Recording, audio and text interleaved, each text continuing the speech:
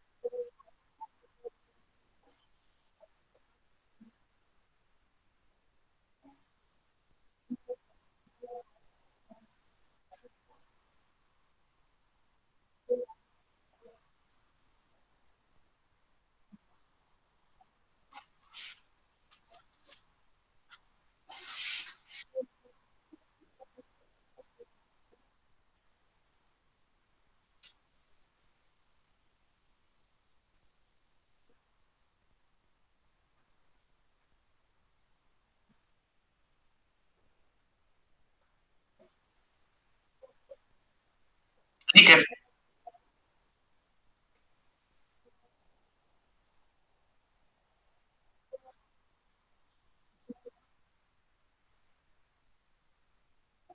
Ah,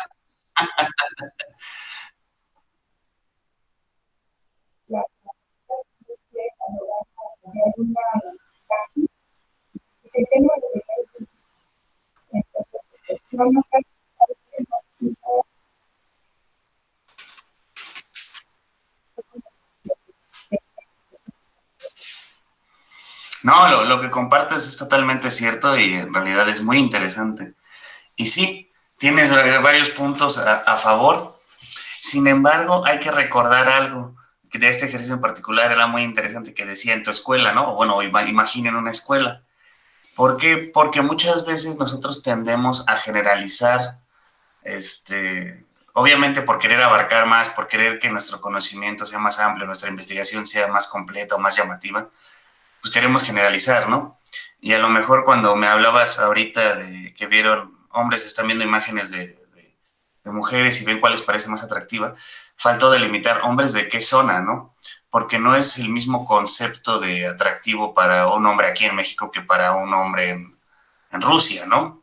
A lo mejor tienen diferentes cánones de belleza dependiendo del lugar, de la época, de muchas cosas. Por eso es importante checar todo eso, todos esos factores, pero lo que menciona la compañera es totalmente válido y me agrada. Ahora es cuestión de los demás de que sigamos compartiendo nuestras experiencias, nuestras ideas. ¿A quién se le ocurrió para el método cuantitativo? Otra cosa.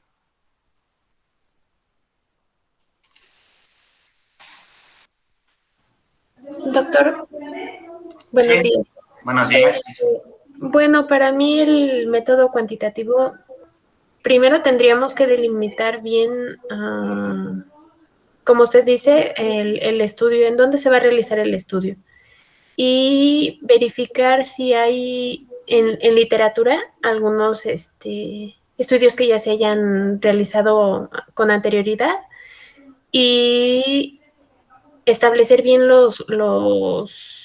digamos, el objetivo de nuestra investigación. Y una vez delimitado el objetivo, pues verificar los factores que están interviniendo en ese lugar, por así decirlo, para que sean considerados atractivos. No sé, podría ser la personalidad, algunos rasgos fisionómicos o no sé, tal vez podría entrar, como dice la compañera, si tiene, no sé, bueno, entraría en popularidad, por ejemplo, y cuestiones así. Bueno, esa sería mi idea. Es muy buena. También es muy buena la idea. Aquí se complementan un poquito las dos ideas, ya vamos estructurando de mejor forma, ¿no?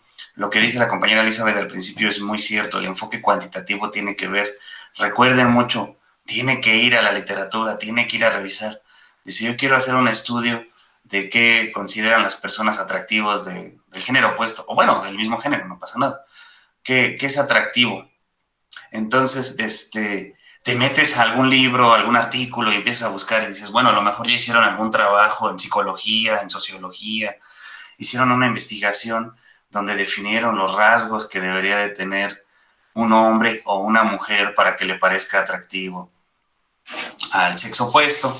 Entonces, ahí te empiezas a buscar y ves, bueno, miren, a lo mejor en este artículo nos dice que, como dice la compañera, se fijan en la postura, ¿no? Entonces podemos primero categorizar. No, lo primero que se fijan es, por ejemplo, en la postura. A lo mejor se fijan en la estatura, a lo mejor se fijan como dicen, en la popularidad, pero todo eso va a ir respaldado con un estudio, con una investigación previa. No estamos inventando nada, estamos recopilando todavía, estamos en la etapa de recopilar información, vamos estructurando qué es lo que vamos a categorizar y vamos a utilizar. Recuerden, primero definimos nuestro objetivo, ¿no? El objetivo es definir o caracterizar cuáles son los rasgos de una persona atractiva. Y después hacemos nuestra pregunta de investigación, ¿no? La pregunta de investigación podría ser, ¿qué rasgos tiene una persona para ser considerada atractiva? Y entonces de ahí partimos para la investigación cuantitativa. Entonces ya vamos estructurándola. ¿Alguien más que nos hable de su idea para la investigación cuantitativa?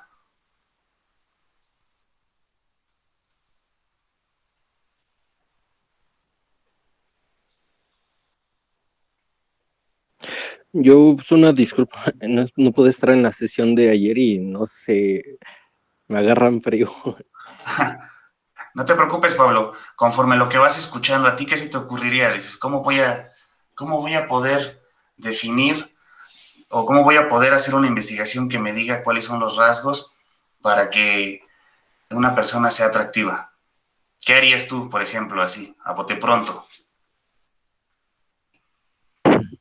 Para medir si la persona es atractiva, pues no sé, bueno, puede que me equivoque porque no he comprendido bien la pregunta, pero medir rasgos en cuanto a color de cabello, facciones, postura, como ya lo habían mencionado la otra chica, em, color de piel, eh, ¿qué más?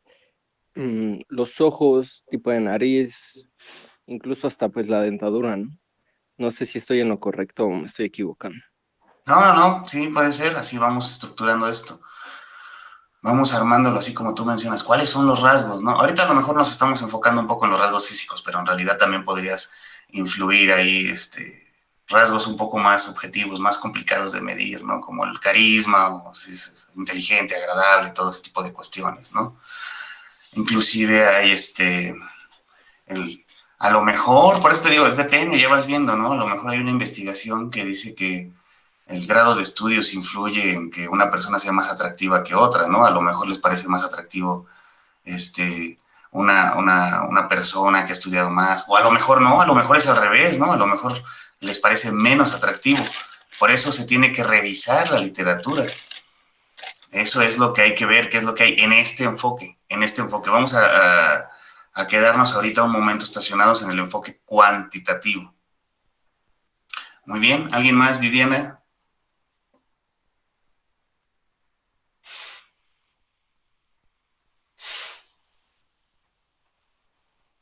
Este, pues también pudiera ser delimitar el tamaño de la muestra, ¿no?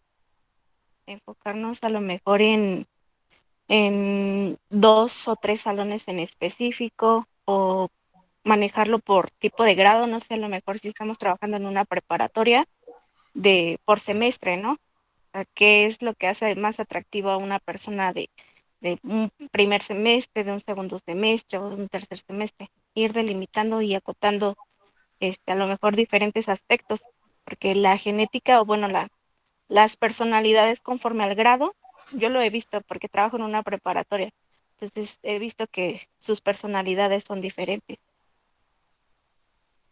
Muy bien, sí, también influye eso de la personalidad. El tamaño de la muestra ahorita no lo vamos a tocar, eso lo vamos a ver un poquito más adelante, ¿no?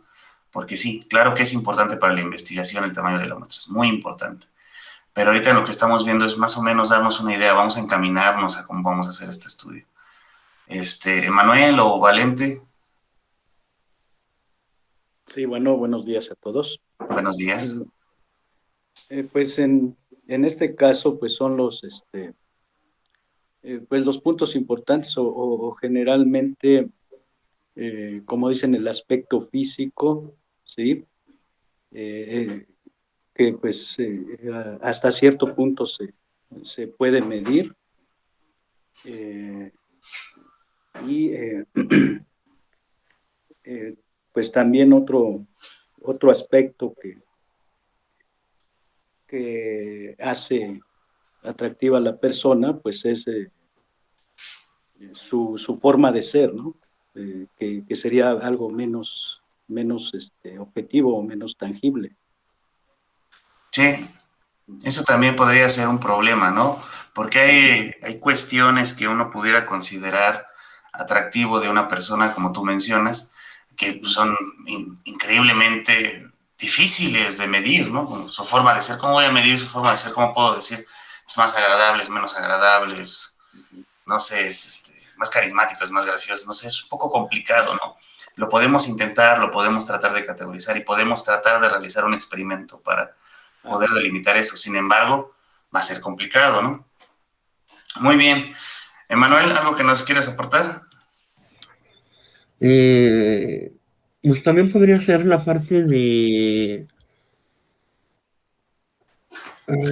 algo también menos intangible como la autoestima, el nivel de asertividad que tenga la persona. Uh-huh. Y pues en sí yo creo que sería eso. Sí, puede ser así. Entonces, miren, ya lo vamos estructurando, ¿no?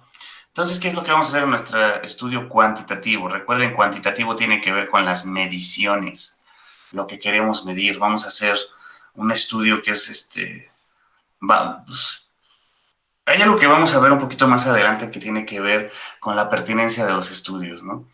Un país como el nuestro, que está lleno de problemas de muchas índoles, de un montón de problemas económicos, ambientales, sociales, políticos, de todo tipo tiene problemas, pues nuestra prioridad como investigadores debería de ser siempre solventar esos problemas, ¿no? Ahorita no sentarnos a debatir sobre la banalidad de por qué es atractivo o no.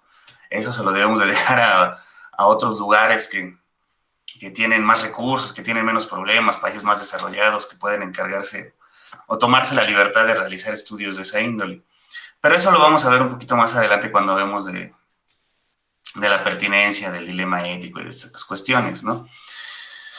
Entonces volvemos a nuestro tema, que es nuestro ejemplo. Estamos en el enfoque cuantitativo, queremos medir. Me acaban de dejar esta actividad, me la encargó alguien, ¿no? Alguien me dice, yo quiero que tú me digas cuáles son los rasgos que hacen atractivo o atractiva a una persona, ¿no? Para el sexo opuesto o para el mismo sexo, no pasa nada. Lo mismo. ¿Qué es atractivo de un hombre y qué es atractivo de una mujer? Bueno, en el método cuantitativo, lo primero que vamos a hacer es meternos a la literatura. Y es importante también definir dónde estamos, ¿no? En este caso decía en tu escuela, ¿no? Vamos a situarnos en una universidad en el Estado de México, en el municipio de Utitlán. No específicamente dónde estamos, ¿no? Para no causar algún tipo de conflicto de interés, sino en alguna universidad de ahí, ¿no? Entonces, me acaban de encargar eso. Yo, en mi enfoque cuantitativo, lo primero que voy a hacer sería revisar la literatura, ver si alguien ya ha realizado alguna investigación similar, a lo mejor no en el mismo estado, a lo mejor en la Ciudad de México, en Morelos, en otro estado, pero sí en zonas aledañas, ¿no? Vamos a revisar, o en México en general, ¿no? Y entonces empiezas a ver, a buscar, y revisamos y vemos la literatura y dicen, bueno, mira, tal autor nos maneja que como comentaba la compañera, la postura es muy importante, ¿no? La postura es un factor indispensable y es algo que podemos medir, podemos colocar nuestro variable, la postura.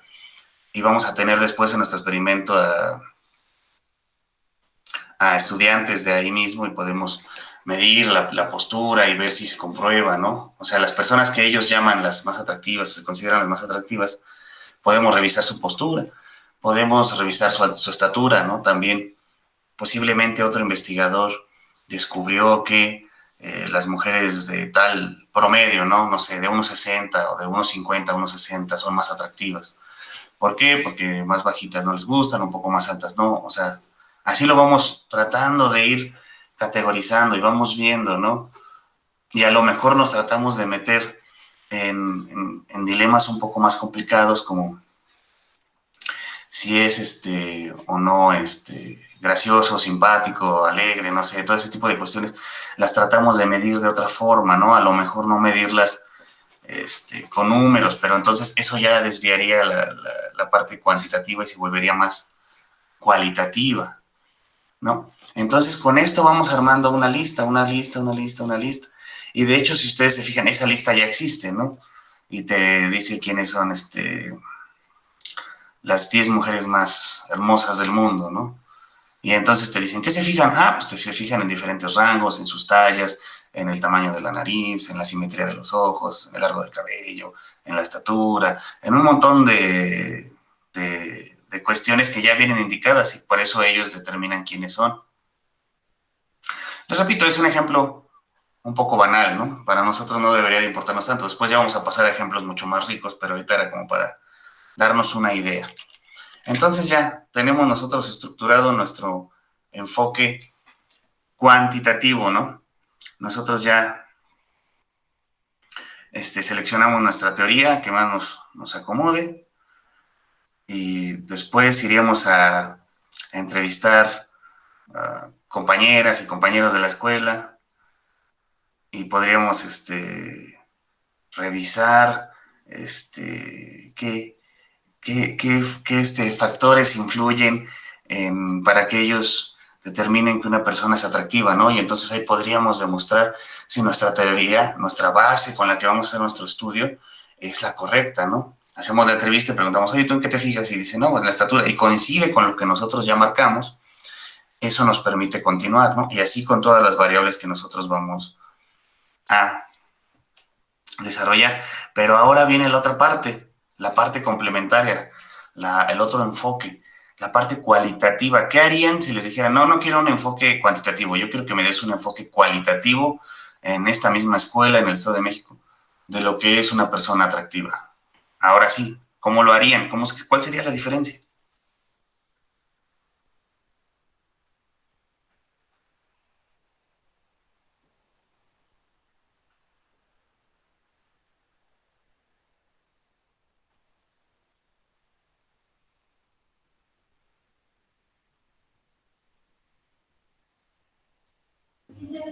Doctor, ¿podría ser que nosotros, como lo mencionaba ayer usted, podamos estudiar de lejos el comportamiento de nuestros compañeros? No sé, por ejemplo, sentarnos en alguna banca o fuera de un edificio, y ver aquellos que se relacionan, bueno, las interacciones que existen, quienes se le acercan más tal vez a una chica o a un chico y cuestiones así. Exactamente eso es lo que debes de hacer en el enfoque cualitativo. Antes de irnos a la teoría, antes de cualquier cosa, lo que tú quieras, te dejaron esta actividad, te vas a observar. Como tú dices, los vas a ir a observar. Seguramente ya tienes una idea preestablecida, una creencia, ya conoces a lo mejor las personas que vas a estar observando, y entonces tú ya sabes quiénes son a los que catalogan como los atractivos o las atractivas, ¿no? No es como que vayas ahí a la deriva. A lo mejor ya sabes, dices, bueno, voy a estudiar a estos primero. Voy a ver exactamente lo que tú mencionas, cómo se comportan, cómo interactúan con otras personas. Son amables, son graciosos, son inteligentes, o sea, todo ese tipo de cuestiones tú las vas viendo, ¿no? Son detallistas, son agradables. Y entonces todo lo vas estructurando, todo lo vas analizando, todo lo vas anotando, como es parte del enfoque cualitativo. ¿Qué más podrían hacer?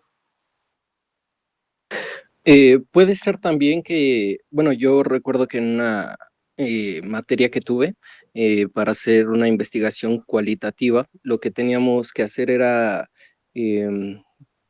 entrevistar a personas, no muchas, pero pues una duración aproximada de unas 2 horas mínimo, y conforme a lo que ellas iban diciendo, pues ir sacando esos rasgos por los cuales se iba a empezar la investigación.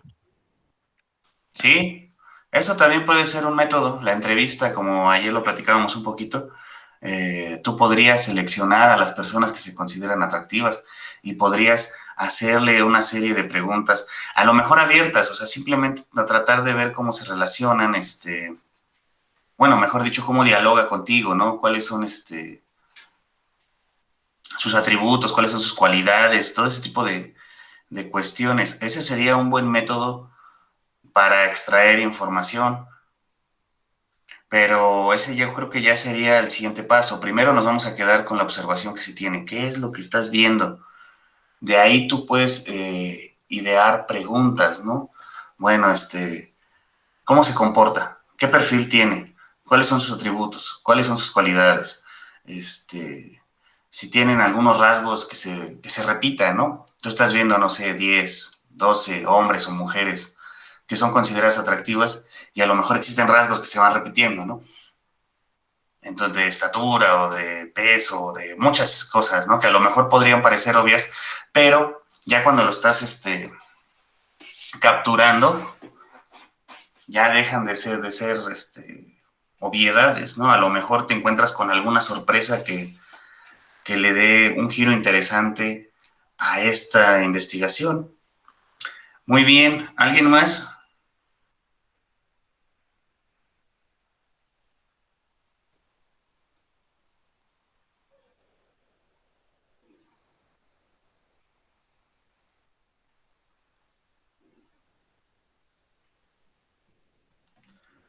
¿No?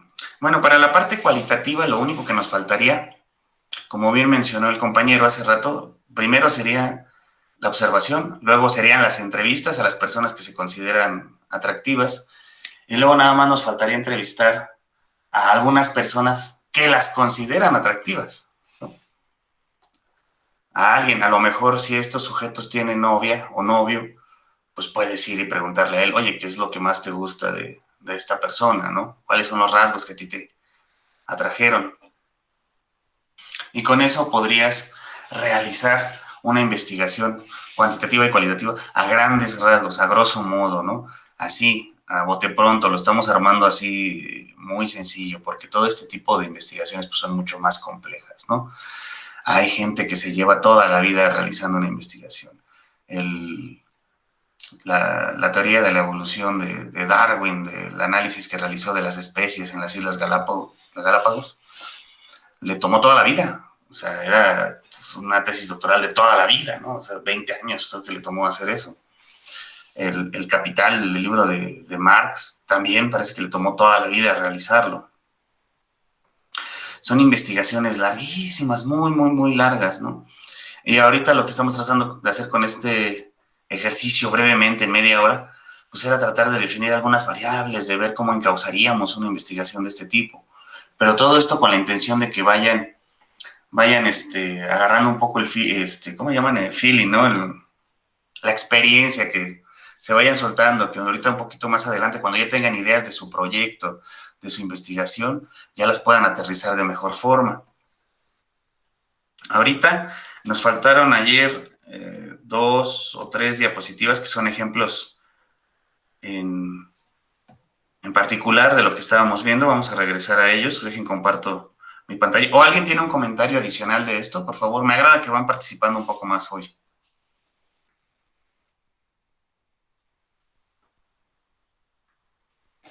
¿No? Bueno, entonces pasamos.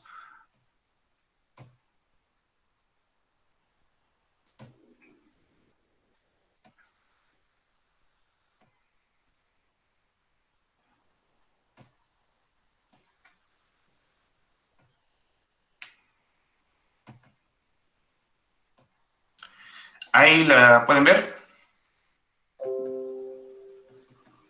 Sí, doctor. Así es. Ayer nos quedamos en ¿no? Este era el ejemplo. Ahí se ve de mejor forma, ¿no? Entonces, ahora vamos a ver la comparación, una comparación de los dos enfoques, ¿no? Hablamos de las características cuantitativas, fundamentado en la revisión analítica de la literatura. Recuerden el ejemplo que estábamos tomando. Si hubiera sido el enfoque cuantitativo, vamos a ir a la literatura, vamos a ver si alguien ya publicó de esto, vamos a ver qué rasgos fueron los que seleccionaron. Luego tiene una orientación hacia la descripción, predicción y explicación. Ese es un punto también muy interesante del enfoque cuantitativo, que trata de predecir. Ustedes van a ver que muchas veces las investigaciones cuantitativas tratan de predecir cómo se va a comportar, ¿no? Como cuando estás viendo una investigación en una gráfica lineal, ¿no? Y vas viendo el crecimiento exponencial de nuestra línea año con año, ¿no? La vamos a poner año con año, ¿no? El crecimiento del PIB y hacen una estimación y va creciendo, va creciendo, va creciendo. Y entonces lo que se trata es hacer una predicción, ¿no? Tú dices, bueno, si se está comportando de esta forma a nivel histórico, pues el año que viene se debe de comportar igual. Y entonces ya tú podrías hacer una predicción y decir, bueno, para 2050 se va a comportar, bueno, no tanto, ¿no? A lo mejor 2030 nos debemos de comportar de esta forma.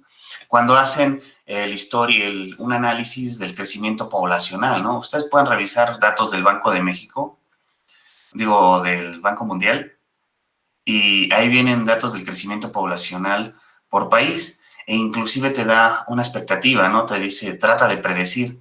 Dice, miren, para 2030 va a haber tantos millones de mexicanos. Si ahorita somos 130, va a haber 140, ¿no? Y es muy interesante, pero es una predicción, no es una ley, no es seguro. O sea, ellos pudieron haber dicho que nosotros íbamos a crecer poblacionalmente del 2020 al 2021 en tanto por ciento, tantos millones, y de repente pues sucedió una catástrofe como fue la pandemia y en lugar de crecer a lo mejor hasta decrecimos un poco o nos mantuvimos estables.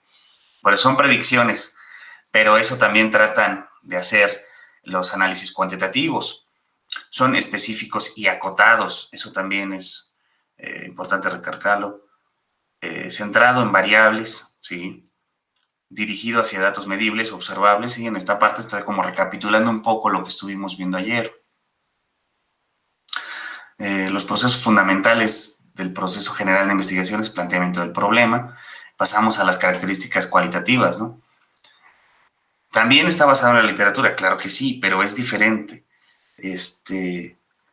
Y las experiencias iniciales. Aquí me quedaría mejor con la parte de las experiencias iniciales.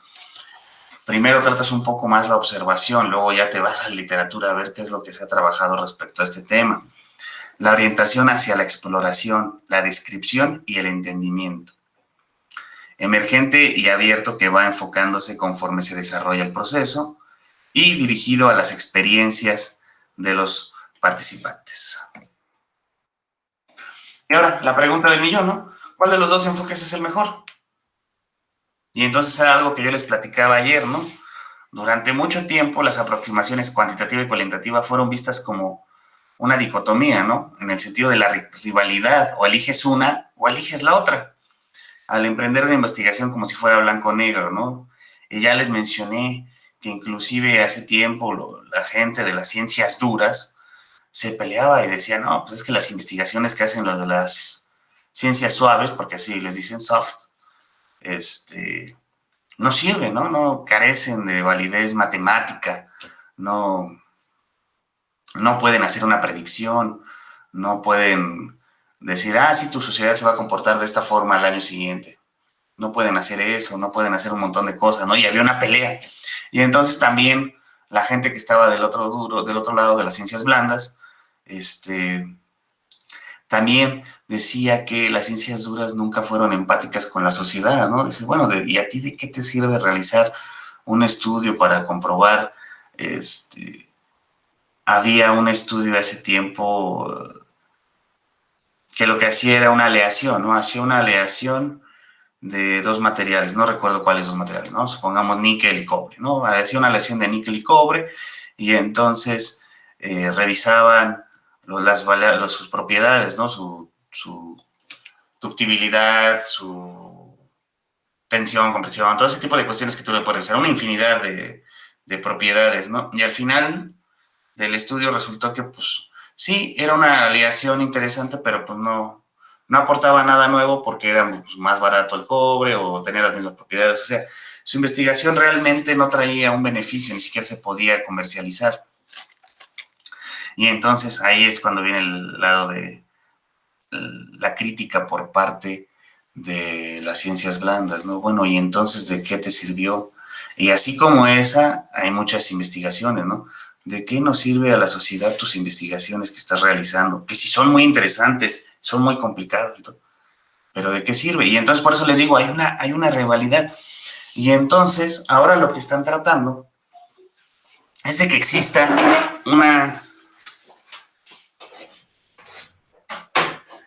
que sean complementarias, ¿no? Inclusive por eso también hubo un pleito, no sé si ustedes estuvieron enterados, pero cuando se cambió de administración hace un par de años, 2 o 3 años, hubo un conflicto con la CONACYT porque la nueva administración lo que pedía era eso, quería darle énfasis a esa parte de las investigaciones. Quiero que ustedes hagan investigaciones que se traduzcan en un bienestar para la sociedad. Y entonces, pues, muchas veces era investigación de ciencia aplicada, ¿no? Sí. Estamos realizando esto, no sabemos para qué va a servir ahorita, pero a lo mejor sirve en un futuro. Entonces, por eso existía una rivalidad, ¿no? Pero pues hoy en día la mayoría de los metodólogos las consideran como extremos en un continuo en el cual se puede situar en cualquier estudio. Es decir, el mundo no es nada más en blanco o negro, sino que abarca una amplísima gama de colores. Esta noción se amplía en esta obra, particularmente en el último capítulo y en varios capítulos y documentos del Centro de Recursos en Línea. Esto es parte de lo que van a tener ustedes en el Classroom que no subí ayer. Voy a subirlo ahorita mismo, del libro. Ustedes van a poder ver este tipo de textos y van a poder generar su criterio de forma personal. Ya les mencioné yo ayer que para mí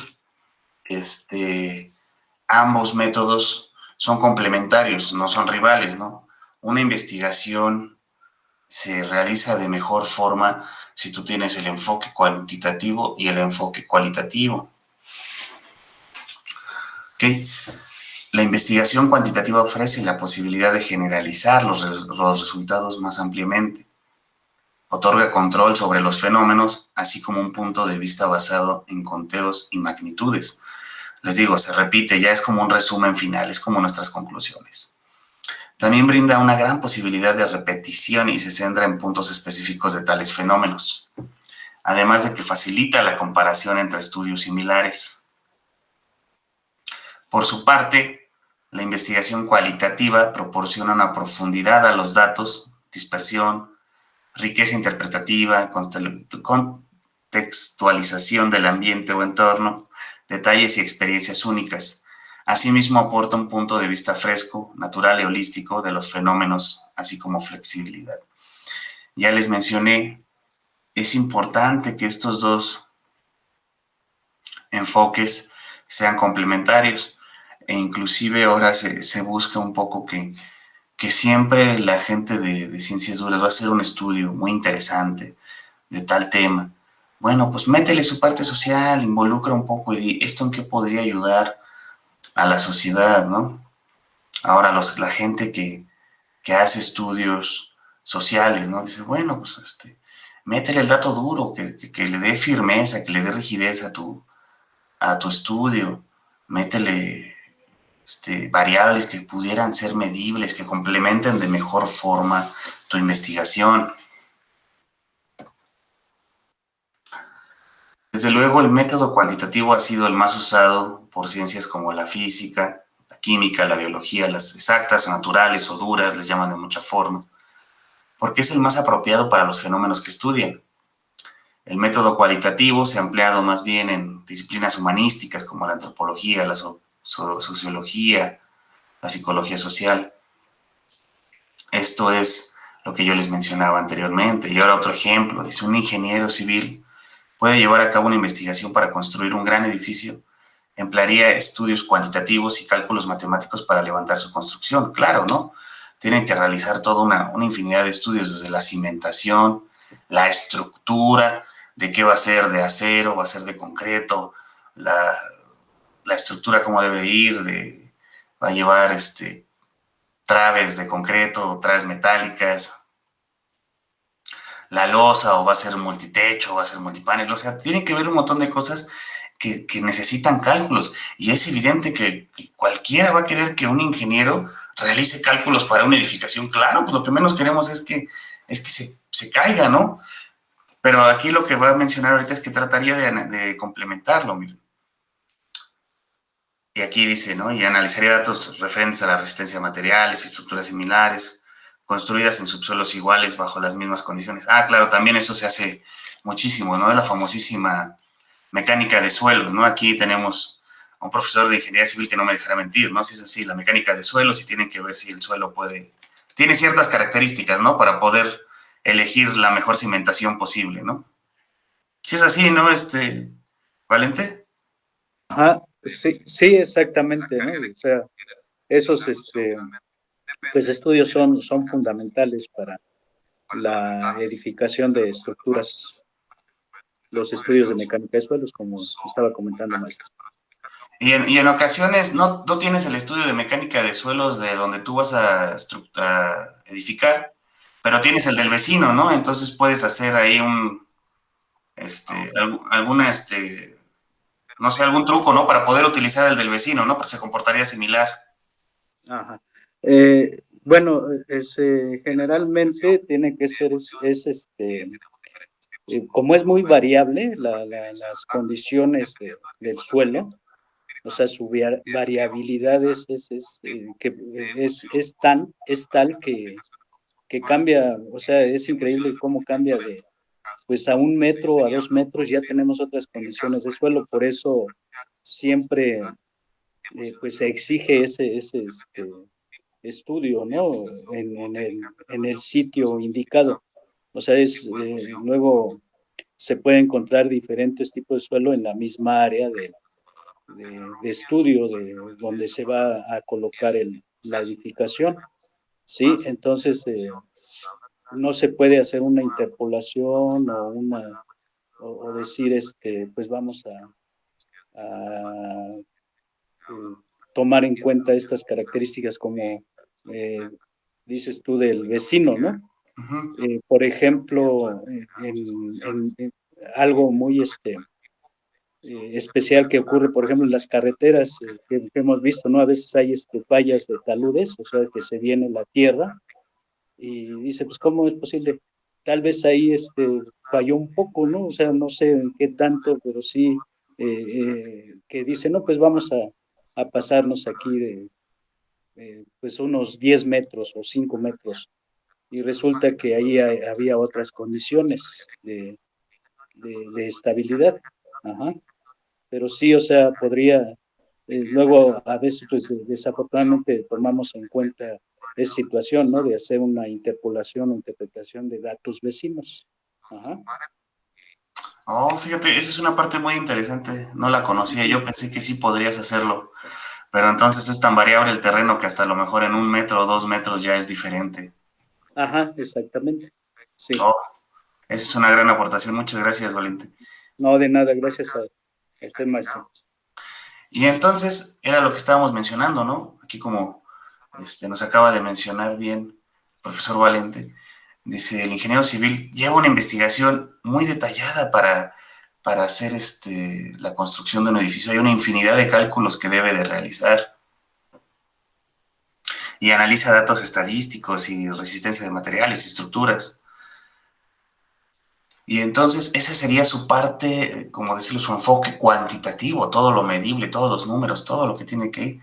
Ahora, para complementarlo de alguna forma, pues también podría tener un enfoque cualitativo. ¿Cómo? pues aquí lo menciona, simplemente se puede enriquecer realizando entrevistas a otros ingenieros muy experimentados, ¿no? Que les podrían aportar información que contribuiría a su crecimiento profesional, que le transmitirían sus vivencias, los problemas que enfrentaron, las soluciones que ellos implementaron. Asimismo, podría platicar con futuros usuarios de la edificación para conocer sus necesidades y adaptarse a ellas. Eso es un punto muy interesante, ¿no? Esa parte me gusta mucho cuando hablamos de estos temas, es que en muchas ocasiones no se consulta al usuario, ¿no?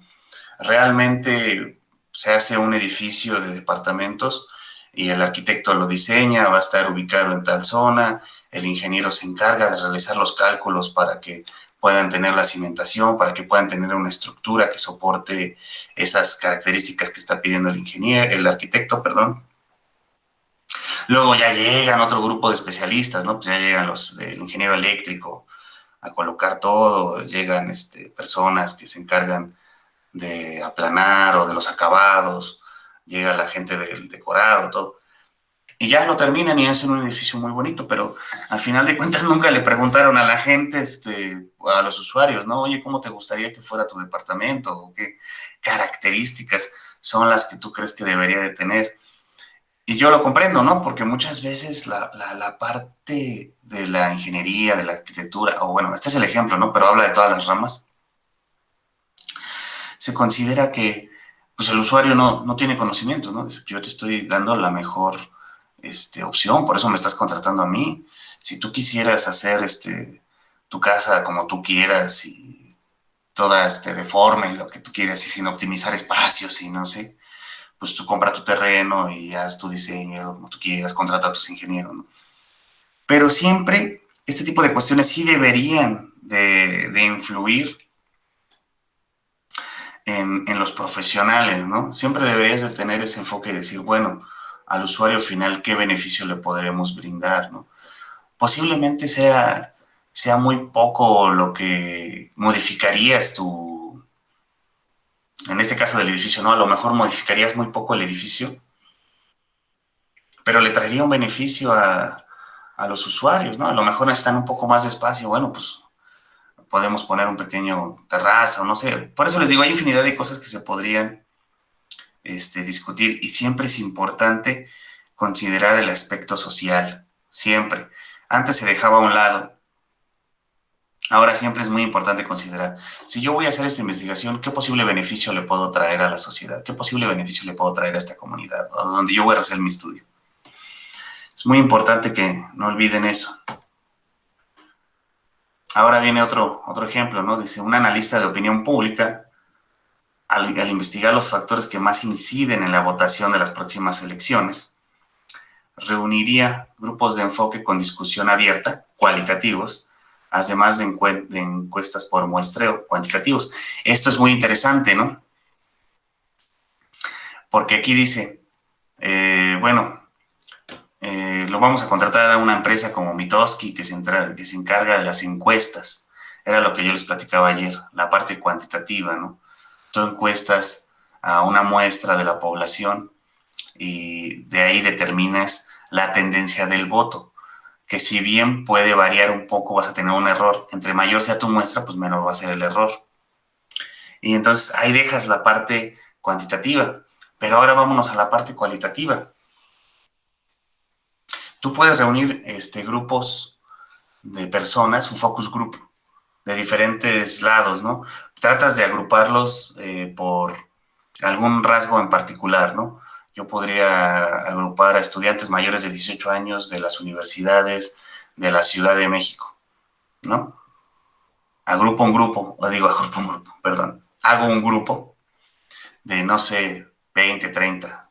Aquí tengo a estudiantes de diferentes universidades, ¿no? Traje de la UNAM, del POLI, de la UAM, de la UACM, de escuelas públicas. Y entonces ahí los entro, ¿no? Tengo estudiantes mayores de 18 de escuelas públicas. Y entonces ahí yo hago una discusión, ¿no? Le digo, bueno, ¿tú qué necesitarías que tu candidato propusiera para que pues tu intención de voto fuera por él, ¿no?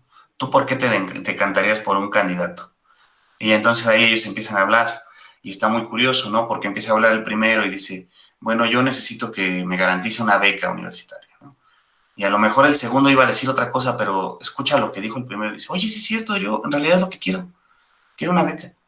O alguien trae otra idea y dice, bueno, yo lo que quiero es que me garantice trabajo al terminar mi carrera.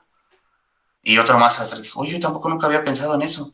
Y entonces ahí, entre ellos mismos se van dando ideas, van fortaleciendo ya las que ya tienen, y tú puedes obtener un grupo de ideas y decir, bueno, haces el estudio ya más grande, no solo de la Ciudad de México, del Estado de México, de Morelos, bla, bla, bla, y encuentras cuáles serían las que, donde coinciden todo, y entonces tú ya le podrías decir a tu candidato, bueno, vas a la delantera por la estadística cuantitativa que llevamos, nuestro muestreo por las encuestas, pero si quieres subir otros puntos o incrementar el voto de los estudiantes, que era el que no tenías, también es importante, porque a lo mejor sí ya tenías ese voto y no había necesidad de hacer un estudio con ellos. Pero obviamente para eso también hubo una investigación previa y determinas quién es el sector de la población que menos te está apoyando. Eliges, bueno, te das cuenta que son los estudiantes, vas. Y dices, bueno, mira, si queremos el voto de los estudiantes necesitan esto y esto, puedes proponerlo. Así se va complementando una investigación, porque nada más la pudieran haber dejado con la parte cuantitativa, ¿no? Nada más tenemos la intención de voto y ya, pero la podemos enriquecer mucho con la parte cualitativa. Y esa solo es una de muchas, muchos métodos en los que ustedes pueden obtener información, ¿no? El focus group, donde reúnen a personas que tienen características similares y empiezan a discutir un tema. Hay otros, podríamos hablar de otros, de la encuesta, también de la entrevista, pero vamos a ir por partes, ¿no? Ahorita fue para tratar de ejemplificar mejor esto. Ahora otro, la posición asumida en este curso siempre ha sido que son enfoques complementarios. Esto es para cerrar esta parte, ¿no? Es decir, cada uno se utiliza respecto a una función para conocer un fenómeno y conducirlos a la solución de diversos problemas y cuestionamientos. El investigador debe ser metodológicamente plural y guiarse por el contexto, la situación, los recursos que dispone, sus objetivos y el problema de estudio. En efecto, se trata de una postura pragmática. Es muy importante también la parte de los recursos. Ahorita vamos a pasar a otra parte donde también vamos a hablar de los recursos. Muchas veces no tienes recursos, sobre todo en las universidades del país, ¿no? Es complicado que tengas recursos. Yo les hablaba ayer del ejemplo de los ratones, ¿no? De investigación que tienen en el CIMSTAD. Pues tú necesitas una muestra de 100, pero te dan 10, y entonces con eso tienes que realizar tu trabajo. Y ahorita vamos a hablar de más ejemplos y de más situaciones. Ahora, estudios. Vamos a hablar de un estudio, ¿no? De la familia. Un estudio cuantitativo. Dice María Elena Otto Mishima, en el 94, dice, las migraciones a México y la conformación paulatina de la familia mexicana. Y podría tener su similar en un estudio cualitativo.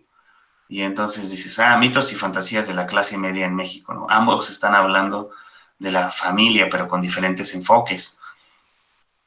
El alcance del estudio, descripción de la procedencia de los inmigrantes a México, su integración económica y social en diferentes esferas de la sociedad. Y ahora cuando vamos a la parte del estudio de mitos y fantasías, el libro es una aproximación crítica y teórica al surgimiento de la clase media en un país poco desarrollado.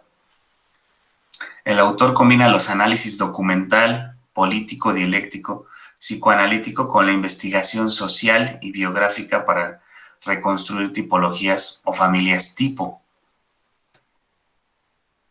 Ahora, otro, la comunidad, ¿no?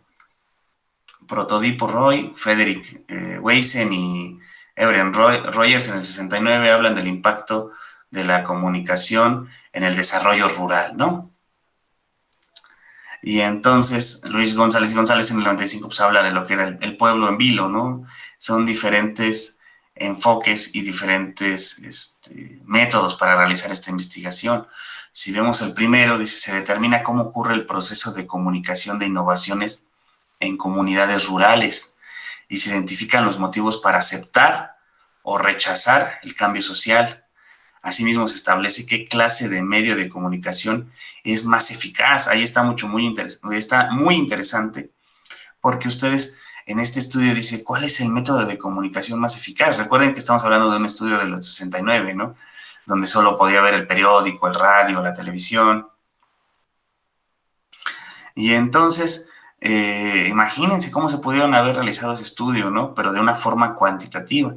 Y en cambio, en el otro que dice El pueblo en vilo, el autor describe con detalle la microhistoria de San José de Gracia, donde se examina y se entretejen las vidas de sus pobladores con su pasado y otros aspectos, ¿no?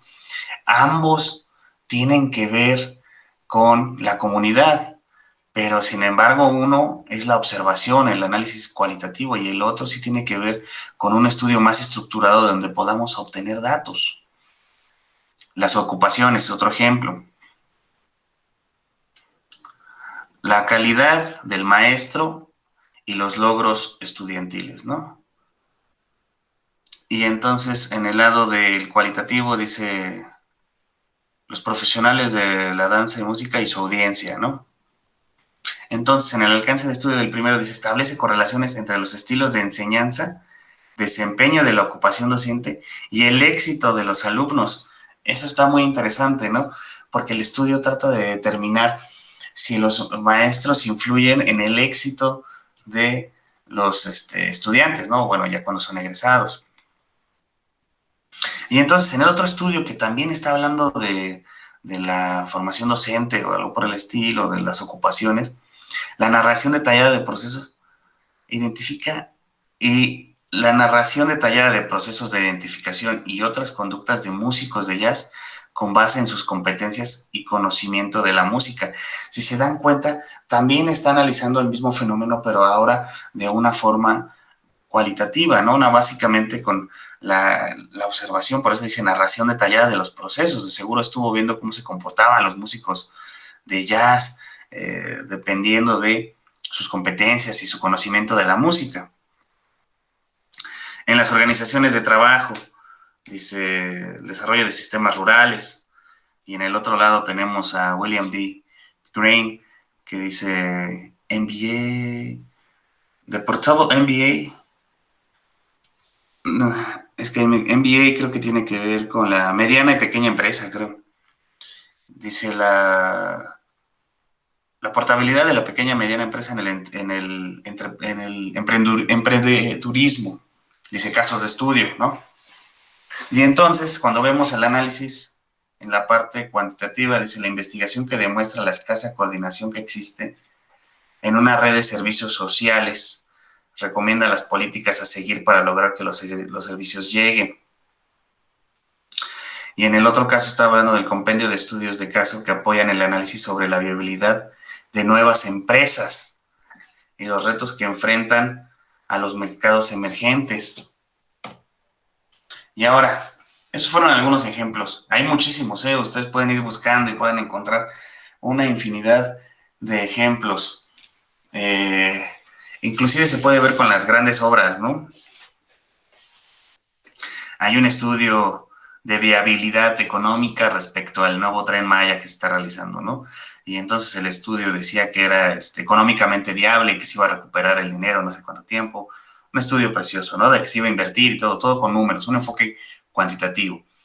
Y entonces, de repente aparece el estudio cualitativo y dice, sí, bueno, pero tu tren está pasando por zonas protegidas, no sé qué, está dañando el medio ambiente y es inviable. Y así pueden encontrar infinidad de choque de estos dos enfoques. Generalmente se apoyan del cualitativo cuando lo que quieren es desvirtuar el cuantitativo, ¿no? Entonces, como en ese caso, era según viable económicamente, pero lo tratas de desvirtuar con la parte cualitativa, que si bien es muy importante también, pero empiezas a hablar de que empieza a lastimar el medio ambiente, de que atraviesa zonas protegidas, de las especies, empiezas a involucrar otro discurso diferente. Y entonces, para concluir, dice, los estudios cuantitativos plantean relaciones entre variables con la finalidad de arribar a proposiciones precisas y hacer recomendaciones específicas. El alcance final de los estudios cualitativos muchas veces consiste en comprender un fenómeno complejo. El acento no está en medir las variables del fenómeno, sino entenderlo. ¿Ok? Muchas veces por eso en el tipo cualitativo pues no se encuentran números, no se encuentran variables, ¿no? ¿Qué fue lo que revisaste? ¿Qué fue lo que no? Yo estuve observando esta comunidad, estuve haciendo entrevistas, estuve haciendo focus group y ahora ya entendí su comportamiento, por lo menos para mí y por lo menos en ese momento y en esa comunidad y en eso. Ya les mencioné eso ayer. Y entonces esto sería para finalizar esta parte. ¿Alguna duda, comentario? Pues ¿No? solamente para redundar exactamente, ¿no? En lo que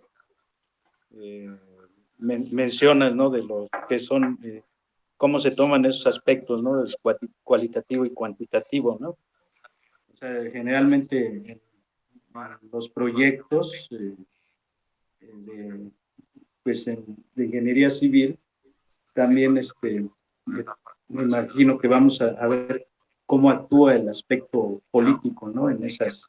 También en esa toma de decisiones, ¿no? Ya, bueno, me estoy adelantando tal vez mucho, ¿no? Pero sí, ¿no? O sea,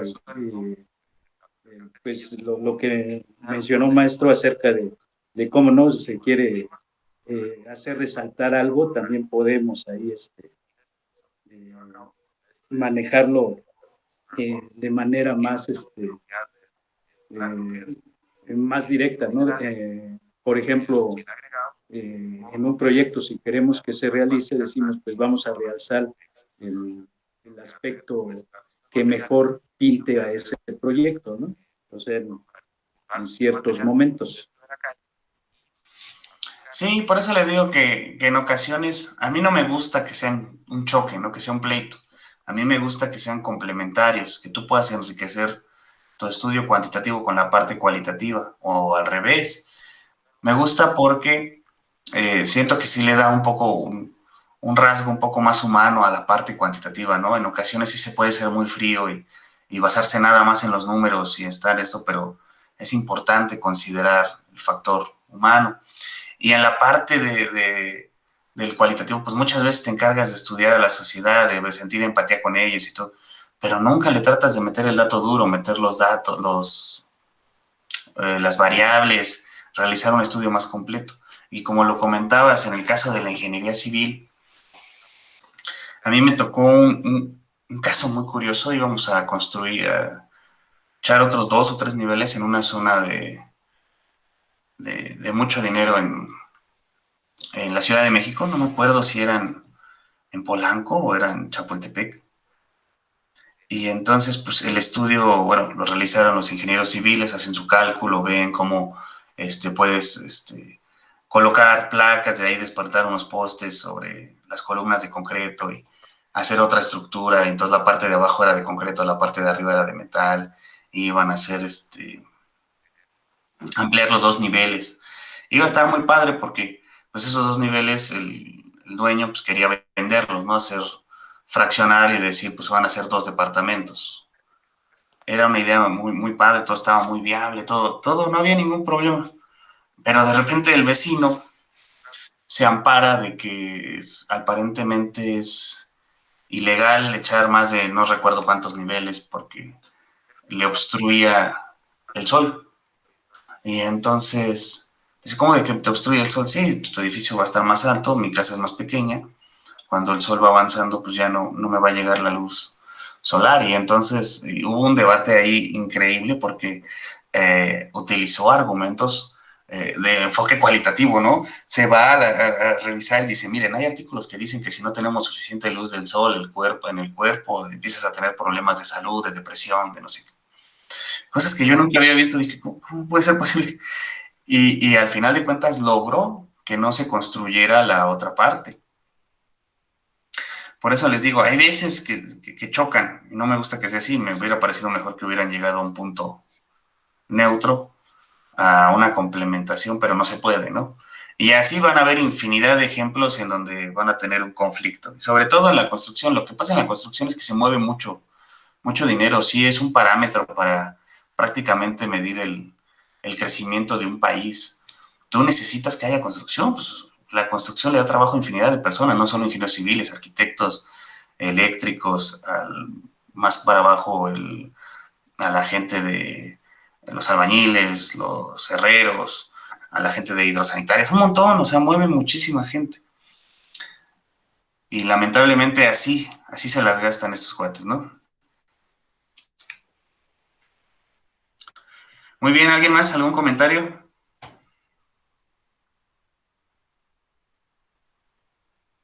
¿No? No, solo, bueno, Sí, adelante, adelante. solo hacer igual pues ese énfasis, ¿no? En que no están peleados ninguno de los dos enfoques y que ambos se complementan y enriquecen la investigación. Solamente pues era ese pequeño comentario. Sí, claro, y a mí me gusta que se queden con esa idea, así como lo resumiste, Pablo, así está muy bien. Son complementarios y enriquecen una investigación ambos. Así seas de los que hace ciencias duras, que ha de ser su caso, ¿no? La mayoría son de química o como Valente, que es de ingeniería civil, siempre deben de considerar la parte cualitativa. Muy bien, ahora vamos a pasar a otra cosa, la idea.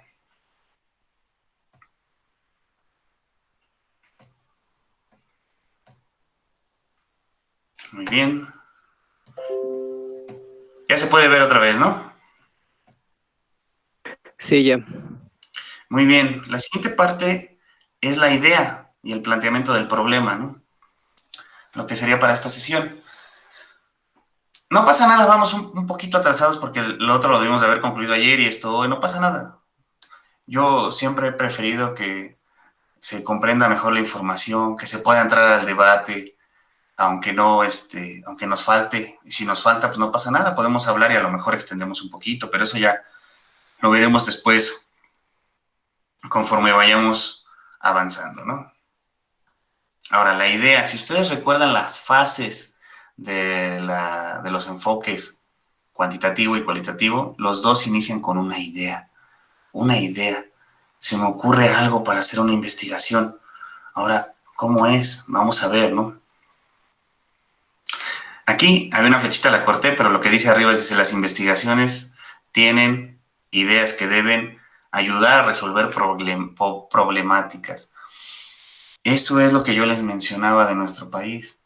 Nosotros, como investigadores, como profesores, como profesionales, lo que debemos de hacer es resolver problemáticas que en el país hay muchas, hay una infinidad de problemáticas para que puedas elegir y puedas tratar de contribuir a solventarlas, aportar conocimientos y generar interrogantes, porque también esa es una parte primordial de las ideas, que tú tienes una idea de algún proyecto de investigación y entonces te genera una duda, ¿no?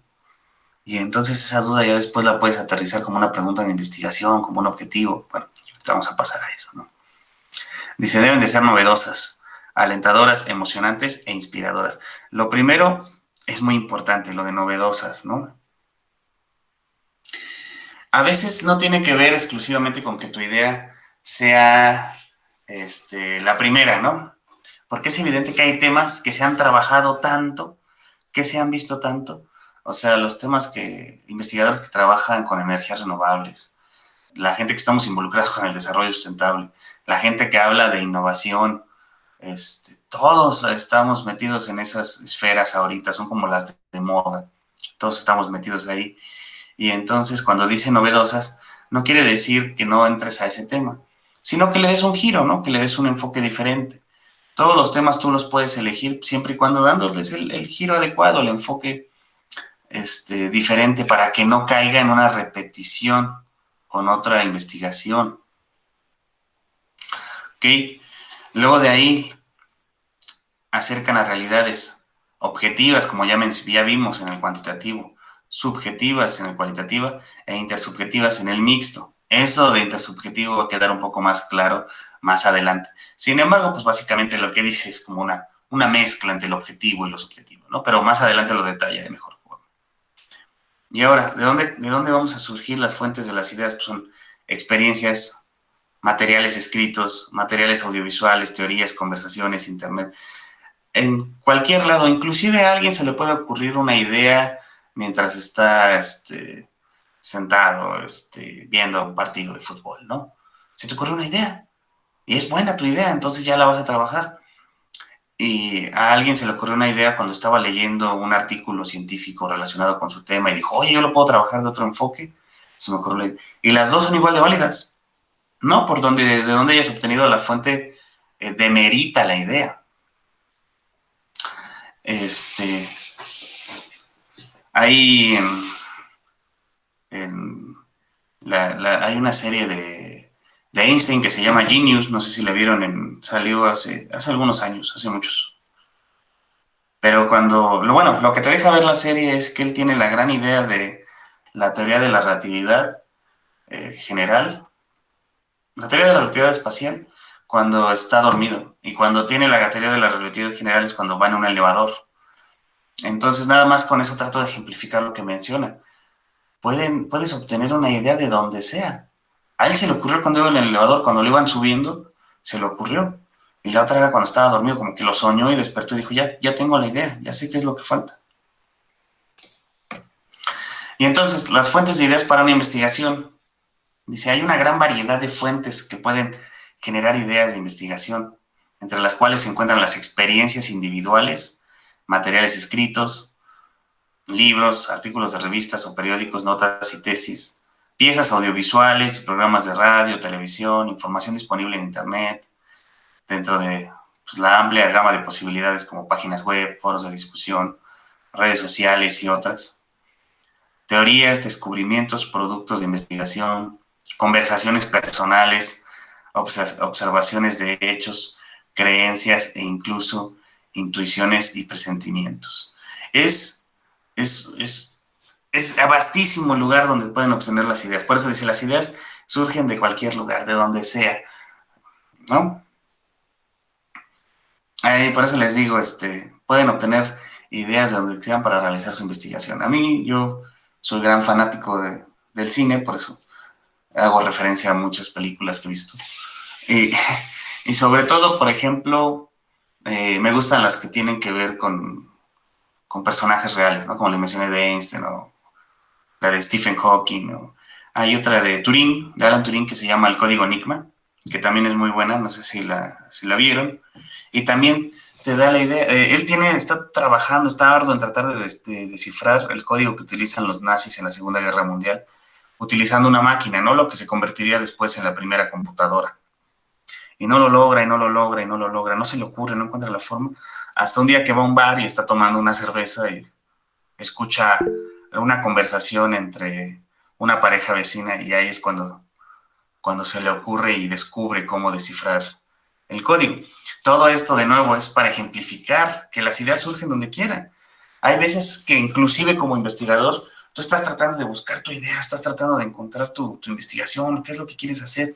Estás revisando tesis, estás revisando libros y no sale nada. Y alguna vez te van a decir, y es muy válido, vete a despejar, vete a dar una vuelta, vete al cine, vete a comer, tómate una cerveza con un amigo, algo, despeja la mente. Y muchas veces funciona. Es así. Y seguramente a ustedes también les ha pasado, nomás que a lo mejor ahorita no lo tienen muy presente, pero seguramente se les han ocurrido grandes ideas en lugares ajenos a la academia, ¿no? O ajenos a su lugar de trabajo. Ahora, sí, adelante, claro.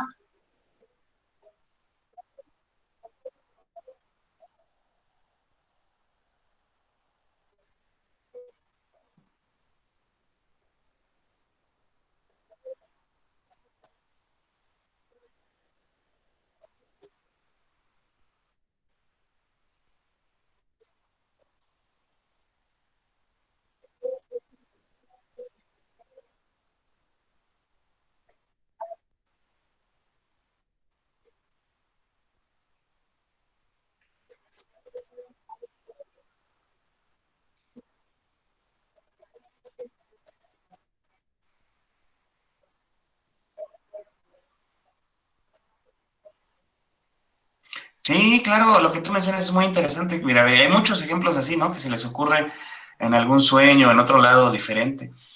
Inclusive también alguna vez donde yo estaba en la maestría, mi asesor decía eso también. Estamos ahí ya presionados, trabajando, haciendo algo. Me dice, ¿sabes qué? Aquí déjalo, vete a dormir, mañana seguimos. Digo, no, oye, pero pues, déjalo ahí, mañana seguimos. Dice, como tú mencionas, dice, a veces el subconsciente sigue trabajando. A lo mejor tú ya te relajaste, ya estás por otro lado, pero él sigue trabajando, sigue trabajando. Y en algún momento encuentra la solución. Sucede lo mismo, ¿no? Cuando no te acuerdas de algo, en el nombre de alguien, ¿no? No me acuerdo del nombre de tal actor o de tal escritor o de algo. Y te quedas pensando, híjole, no me acuerdo su nombre. Y de repente pasa tiempo y ya estás en la tarde y ya te acuerdas. Ah, ya sé cómo se llama. Y eso al parecer es porque el subconsciente sigue trabajando, sigue buscando la solución a ese problema que te estaba atormentando. Eso, bueno, para nada más, para complementar lo que comentó la compañera, muchas gracias. Y alguien más, ya saben, en cualquier momento, apoyen con sus ideas, con sus comentarios. Bien, tenemos la idea, la inspiración, basada en los intereses personales del investigador, pero no es suficiente, se requiere trabajar en el tópico o la idea para pulirla y acotarla. Claro, eso es también totalmente válido. Muchas veces tienes la idea, pero tienes que sentarte y empezarla a trabajar y empezarla a pulir y a lo mejor se modifica un poco, pero por lo menos te da un punto de partida.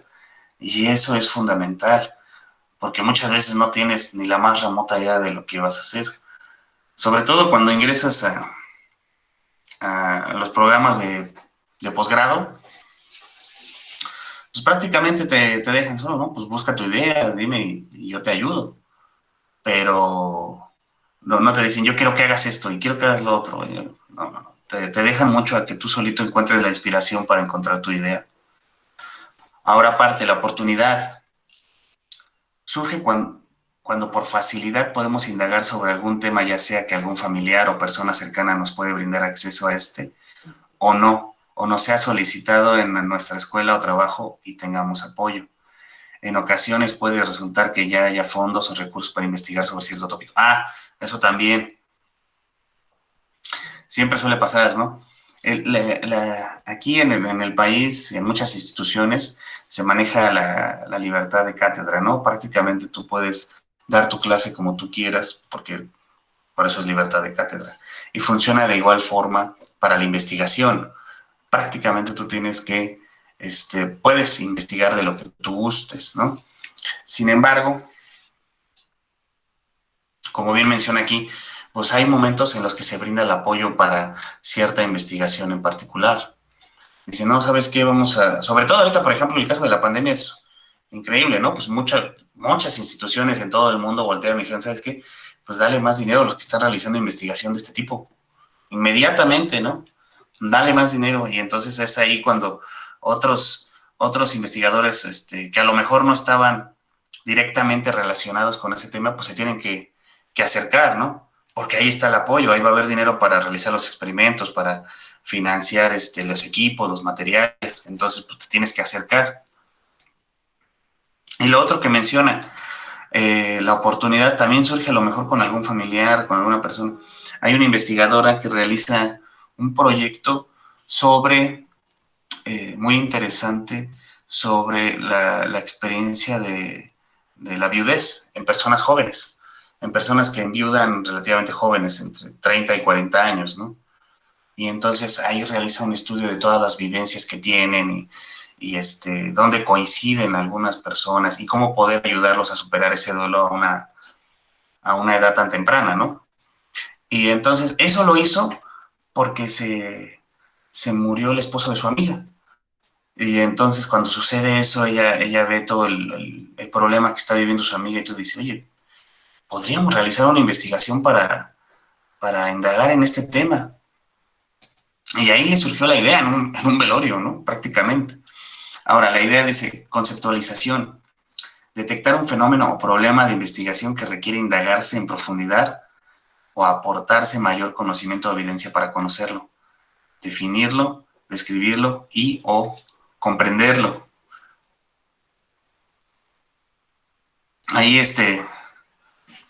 Hay muchos temas, como ya les mencioné, que ya fueron abordados, que ya fueron estudiados en una infinidad de ocasiones. Sin embargo, pues le van dando otro enfoque, van complementando la investigación, van aportando algo diferente, aunque sea poco. Y entonces también es válido realizarlo de esa forma. Dice, necesidad de resolver una problemática. Cuando requiere solucionarse algo, desde la pobreza de la nación o el calentamiento global, hasta el diseño de una máquina más eficiente para un proceso, prevenir un brote epidémico de cierto virus como el que estamos viviendo, mejorar las malas relaciones que hay entre los empleados de una empresa, disminuir la criminalidad en las escuelas preparatorias de una zona, etcétera. Ahí es donde tienes tú tu idea, era lo que yo les decía, a mí me gustaría que nos enfocáramos más en esta parte. Bueno, no solo nosotros ahorita en este grupo, ¿no? Sino en general en toda la comunidad científica del país. Que nosotros siempre nos enfoquemos en resolver un problema, porque es lo que les digo, hay muchísimos problemas aquí en el país. Entonces, yo digo que los investigadores deberían enfocarse en eso. Hay investigaciones, hay un investigador en Inglaterra que tiene un doctorado en, es que no me acuerdo, no quisiera equivocarme, pero es algo así como en mitología de dragones, ¿no?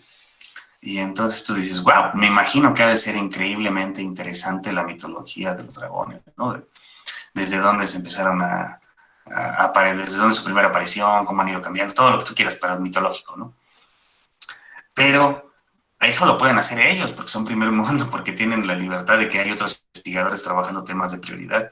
Pero nosotros, que de por sí no somos muchos investigadores, que no tenemos muchos recursos, pues no podemos darnos la libertad de estarlos gastando en descubrir o en investigar mitología de dragones, ¿no?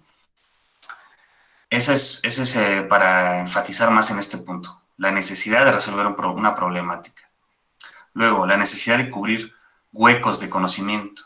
Es frecuente que el investigador se vaya compenetrando con algún campo de conocimiento, detecte temas poco estudiados o no investigados en su contexto y decida adentrarse en estos. Resulta un disparador muy común de estudios. Sí, a mí personal, ahí sí me tocó que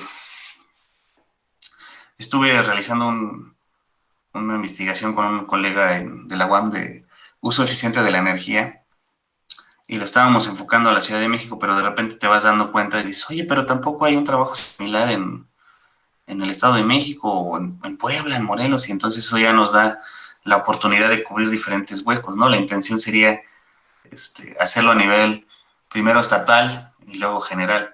Obviamente esperamos que primero pues, sí tenga un impacto esta primera publicación de la Ciudad de México, pues que también es un poco triste que de repente te la pasas realizando investigación, haciendo y luego nadie la lee, ¿no? Nadie, ahí se quedó en una publicación, en una revista virtual, en algún lado donde a nadie le interesó leerla. Entonces, por eso primero estamos viendo si funciona esto.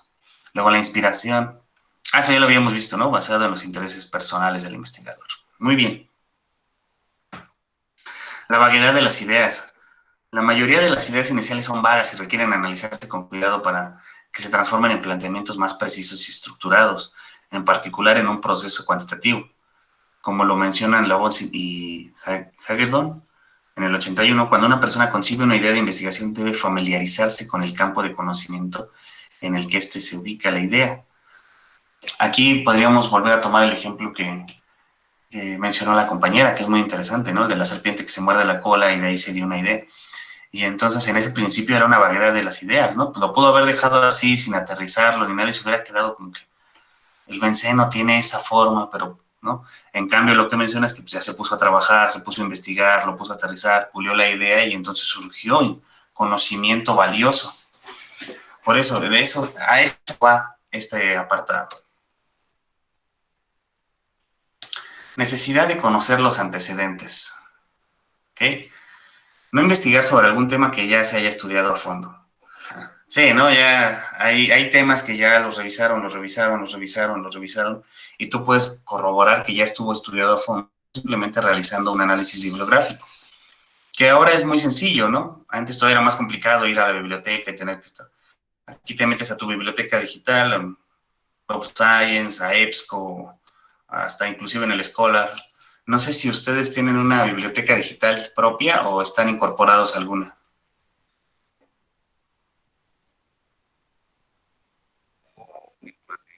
No, no tenemos esa facilidad, maestro.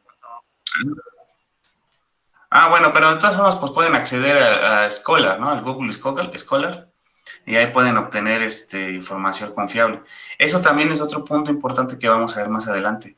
¿De dónde obtienes la información, no?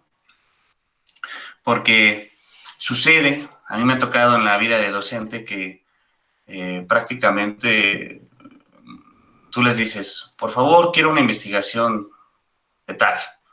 Y nada más van, abren la primera página, copian, pegan y ya ni siquiera bibliografía ni nada.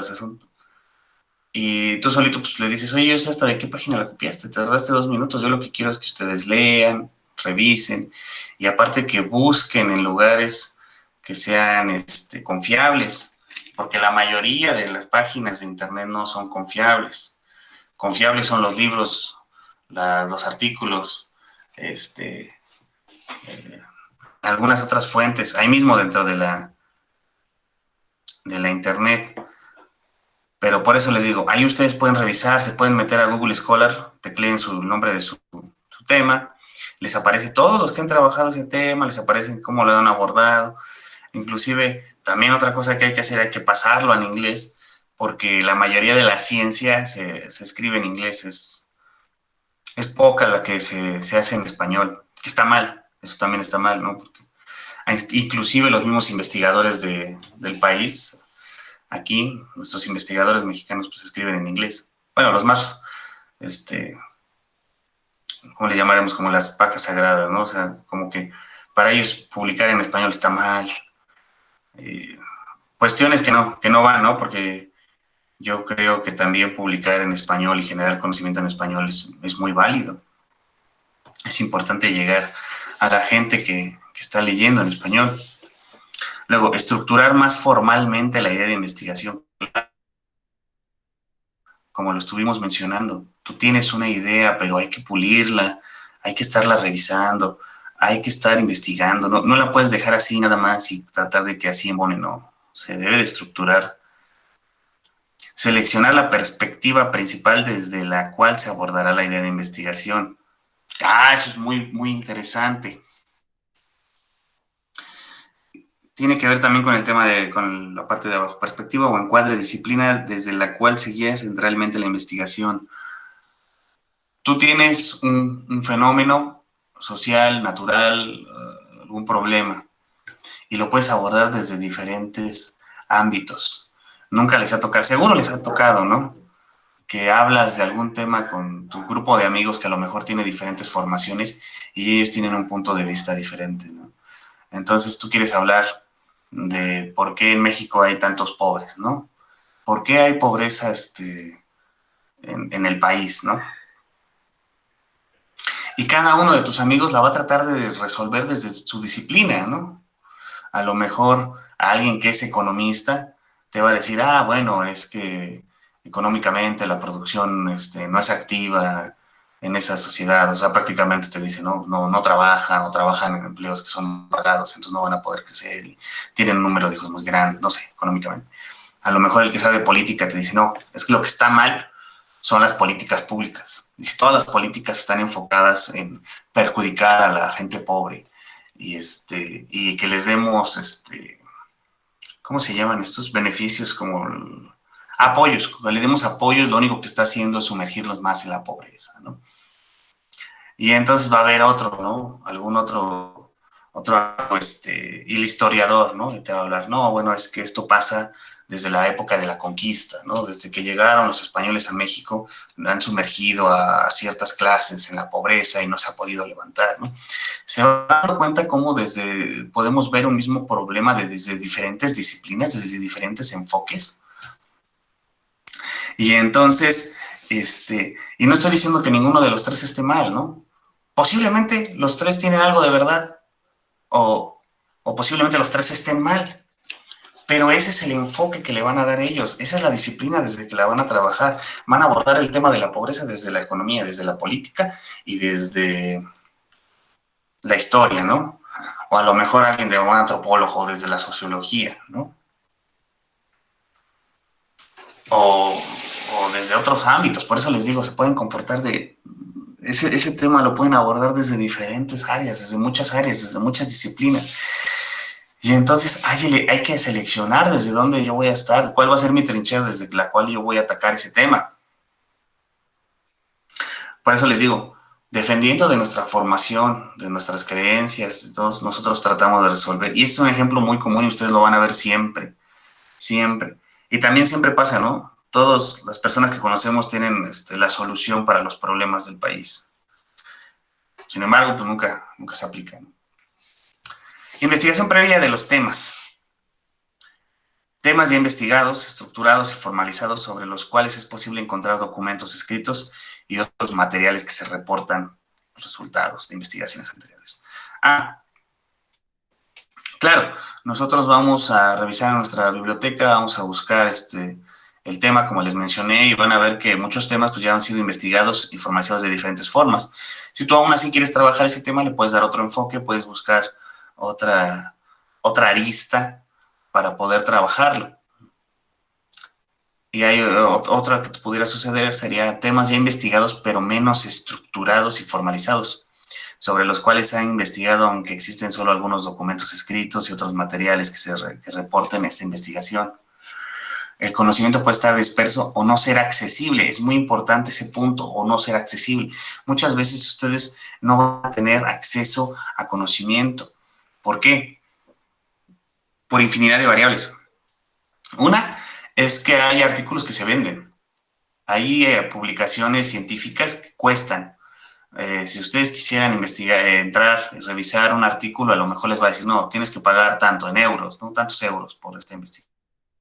Y a lo mejor, lamentablemente, pues no tenemos dinero para poderlo pagar, entonces no vamos a poder acceder.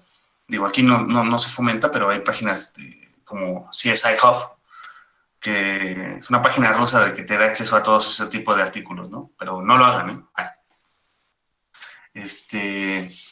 Pero no solo eso, también van a encontrar investigación que se queda protegida por las empresas, ¿no?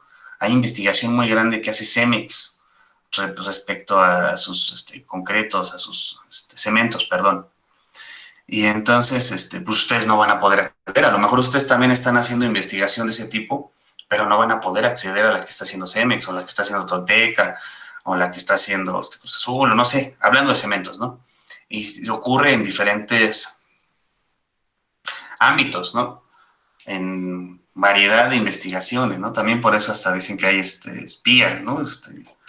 Gente que se mete industrial y revisar cómo están las farmacéuticas, ¿no? En la carrera por sacar un nuevo fármaco, van y espían. Y por eso les digo, a veces que no va a ser accesible.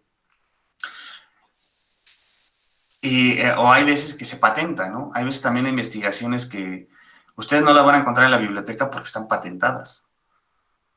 Y entonces también es complicado acceder a la patente, ¿no? A veces se puede acceder cuando la patente vence, pero cuando está vigente no. O sea, es complicado, y les va a tocar. También existe la otra variante que sería temas poco investigados y no estructurados, los cuales requieren un esfuerzo para encontrar lo que escasamente es investigado. También van a encontrar temas, se les ocurrió una idea de un tema genial, pero no tienen casi respaldo, ¿no? Posiblemente a lo mejor lo único que tienen es una entrevista que dio algún investigador hace años, donde ahí platicaba un poco de la idea, pero no de una forma estructurada como tal, o sea, nada más era una plática. Y entonces posiblemente ese sea su único respaldo, y también es publicable, también se encuentra así que citan tal cual, ¿no? De acuerdo a la plática del seminario tal, en tal lado, el investigador dijo esto, y lo utilizas como un escudo porque es lo único que hay, no hay casi nada. A mí me tocó en un seminario ahí en CIMSTAF que el ponente dijo algo muy, muy, muy relevante, que yo no lo recuerdo, pero bueno, porque no era tan relevante para mí, era relevante para un compañero que estaba trabajando ese tema. Y entonces le dijo, oiga, pero es que yo nunca he encontrado a alguien que me haga mención de eso. Dice, ¿lo puedo citar? ¿Lo puedo poner así? Que usted lo dijo en tal seminario. Sí, claro. Y entonces, pues esa era la poca documentación, lo poquito que tenía que podía respaldar su investigación, que algún investigador lo dijo en algún momento, en una entrevista, en un seminario, y pues de ahí se, se colgó porque pues no había, no había nada. Y la otra pues son temas investigados, algo que si llegues y no hay nada. Y eso también es muy novedoso, es muy aplaudido cuando encuentras algo que nadie ha hecho nada. ¡Wow! Es un hitazo porque la mayoría de los temas ya han sido estudiados de diferentes formas, diferentes enfoques. Cuando encuentras algo que no ha sido investigado, es un, es un, es oro, ¿no? Es como si encontraran oro. Le pasó a Nash, ¿no? A John Nash, con la teoría de juegos. No sé si ustedes lo conocen, a John Nash. No. No, él tiene una película, bueno, la película está basada en su vida, que es la de Una mente brillante, que veía personas, eso sí era cierto, estaba como medio loco, entonces tenía visiones. ¿Sí? ¿Sí lo recuerdan? Ah, pues John Nash en la vida real, y bueno, todo lo que pasa, gana el Nobel con la teoría de juegos, y y la bibliografía nomás había citado a una persona, porque todo su conocimiento era nuevo. Y aparte era extremadamente corto, eran 15 páginas de una tesis. O sea, algo increíble. Y ganó el Nobel de Economía por esa gran contribución al mundo de la ciencia. ¿No? Ya veremos después también eso, que a veces que tú hagas una investigación tan robusta de 500 páginas, pues no, es redundante, ¿no? A lo mejor la pudiste haber resumido en 100, algo más compacto, donde esté nada más el néctar de tu investigación. Y eso sí ayuda bastante también, porque muchas veces el ser redundantes y utilizar muchos sinónimos y estar hablando de más, nada más confunde al lector. Hay veces que hay que ser muy, muy, muy específicos. ¿Okay? Y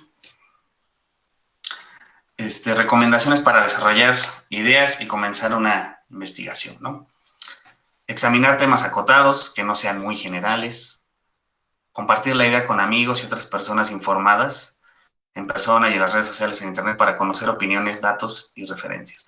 Ah, eso también es muy importante. Ya ustedes tienen su idea y dices, oye, a lo mejor yo conozco a alguien que es experto en este tema, se la voy a platicar y te dice, oye, sí, tienes razón, nunca he leído algo respecto a esa idea, la puedes trabajar de esta forma, te puede ayudar, inclusive te puede dar bibliografía. Es muy bueno compartir estas ideas.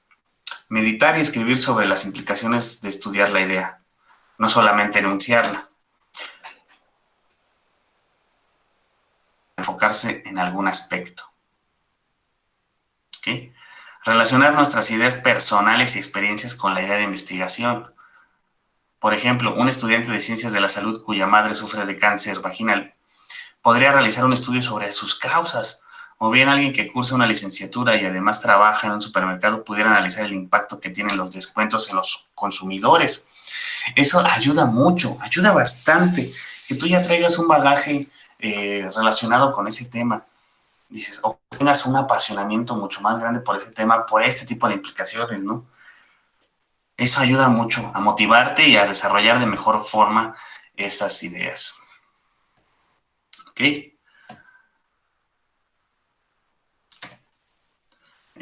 Vamos a dejar dejarlo por ahí para que, pues, si quieren algún comentario, algo que quieran decir ahorita.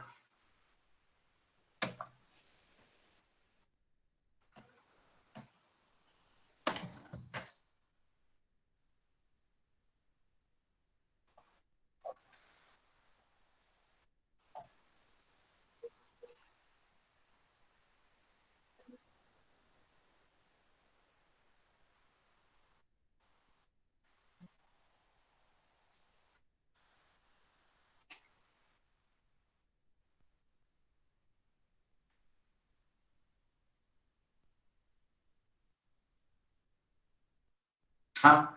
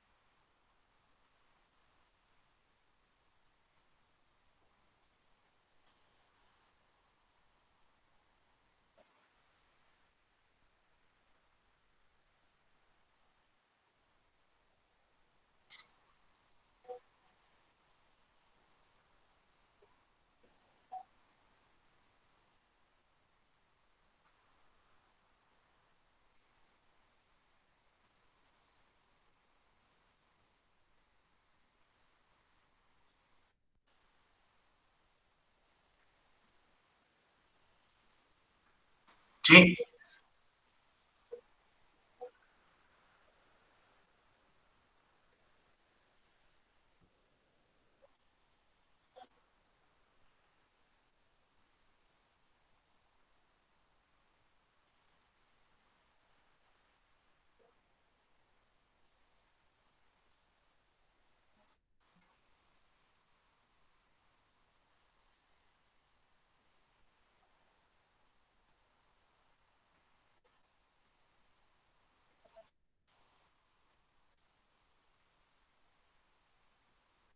no, claro, muchas gracias por tus participaciones, tus comentarios son totalmente atinados. Hay varios puntos que me gustaron bastante, sobre todo ese que mencionas de la comunicación que debe de tener el investigador al transmitir su conocimiento, debe de ser de la manera más sencilla, no debe de complicarse, lo debe de entender cualquier persona. A veces se busca ser redundante, ser muy fantoche, pero no debe de ser así. En ocasiones debe de ser muy simplista, lo debes expresar de forma muy simple para que lo puedan entender. Ahora, el otro punto, tienes razón, la relación que debe de existir con la industria en México es muy mala, porque en otros países como en Estados Unidos la industria contribuye mucho a la ciencia, aporta gran capital para que se realicen investigaciones. Aquí en México la mayoría del dinero que se utiliza para las investigaciones lo aporta el gobierno. Y también es un problema porque aquí las empresas, en lugar de querer aportar dinero para que tengamos un beneficio mutuo, en ocasiones también se quieren colgar de ese dinero que da el gobierno y dice, bueno, pues hazme una investigación a mí de... No sé si oyeron, hace años se hizo controversia, ¿no? Por una investigación que habían sacado de diferentes tipos de salsa para pizza, que había costado millones de pesos y había financiado el CONACYT y no sé qué, un escándalo, ¿no? Tenemos problemas mucho más grandes y se pusieron a investigar lo de la salsa para la pizza. Que no está mal si lo hubiera pagado alguna pizzería, pero si lo pagó el gobierno, pues sí, ya se vuelve complicado. Muy bien. ¿Alguien más que quiera comentarnos algo?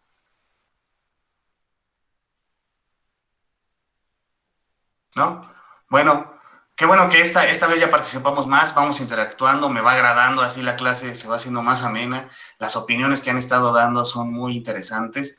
Recuerden, aquí no se trata solo de que yo les venga a enseñar algo, ustedes también me están enseñando a mí, hay muchas cosas hoy que yo no conocía y ustedes me están iluminando en ese aspecto, y esto es enriquecedor para ambos lados. Entonces, como bien saben, hoy lo dejamos entonces ahí. Nos vemos el próximo jueves para continuar con este tema y llegar a la parte del planteamiento del problema. Que pasen un excelente día, un gran fin de semana. Nos vemos. Gracias igualmente. Nos vemos Gracias, hasta la Profesor, próxima. igualmente.